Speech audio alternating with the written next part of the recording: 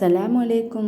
ഇന്ന് ഞാൻ വന്നിരിക്കുന്നത് നല്ല സോഫ്റ്റ് ആയിട്ടുള്ളൊരു ഡോനറ്റിൻ്റെ റെസിപ്പിയുമായിട്ടാണ്. അപ്പോൾ അതെങ്ങനെ ഉണ്ടാക്കാമെന്ന് നോക്കാം.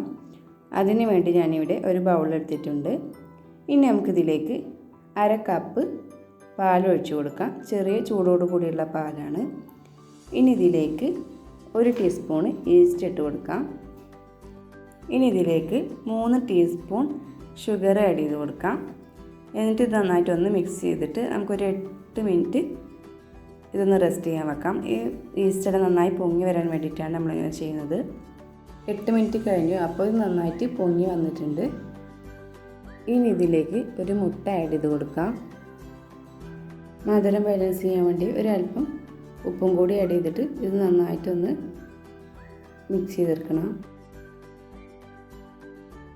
ഇനി ഇതിലേക്ക് 2 ടേബിൾ സ്പൂണ് ഓയിൽ ഒഴിച്ച് കൊടുത്തിട്ട് ഇത് നന്നായിട്ടൊന്ന് മിക്സ് ചെയ്തെടുക്കാം.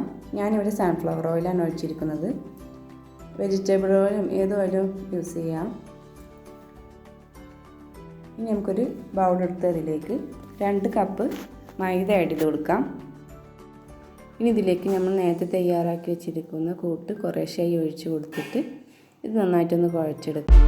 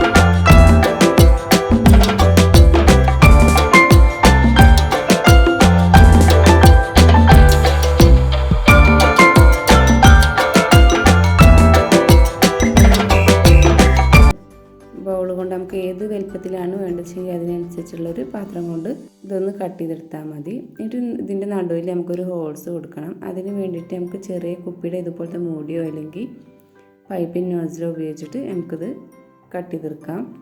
നമുക്ക് ഇഷ്ടമുള്ള ഷേപ്പിൽ ഇത് കട്ട് ചെയ്തെടുക്കാം. ഇനി ഞാനിതൊരു ബട്ടർ പേപ്പറിലേക്ക് വെച്ച് കൊടുക്കുകയാണ്. അങ്ങനെ ബാക്കിയുള്ളതും ഇതുപോലെ ചെയ്തെടുക്കാം.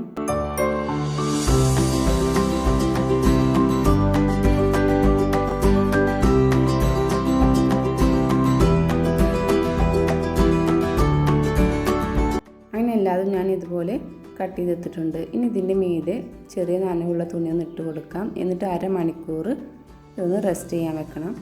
അപ്പോൾ 1/2 മണിക്കൂർ കഴിഞ്ഞ് നന്നായിട്ട് പൊങ്ങി വന്നിട്ടുണ്ട്. ഇത് നമുക്കിതൊന്ന് ഫ്രൈ ചെയ്തെടുക്കാം.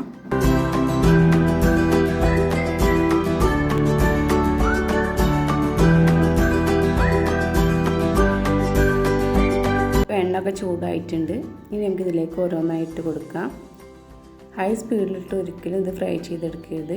ലോ സ്പീഡിൽ വേണം ഇട്ടിട്ട് ഫ്രൈ ചെയ്തെടുക്കാൻ. ഇടയ്ക്ക് ഉള്ളു വേവാതെ അത് പെട്ടെന്ന് കരിഞ്ഞു പോവുകയുള്ളൂ.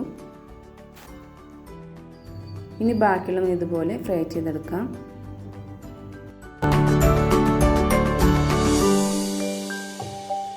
അങ്ങനെ എല്ലാതും ഫ്രൈ ചെയ്തെടുത്തിട്ടുണ്ട്.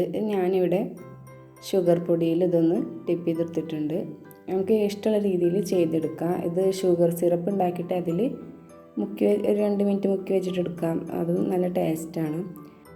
പിന്നെ ഞാൻ കുറച്ച് ചോക്ലേറ്റാണ് ഇതിൻ്റെ മീതെ തേച്ച് കൊടുത്തിട്ടുള്ളത്. ഈ ചോക്ലേറ്റ് ഞാനിവിടെ ഉണ്ടാക്കിയ ചോക്ലേറ്റാണ്. ഇതിൻ്റെ വീഡിയോ ഞാൻ മുന്നേ അപ്ലോഡ് ചെയ്തിട്ടുണ്ട്. കാണാത്തവരുണ്ടെങ്കിൽ പോയി കാണാം.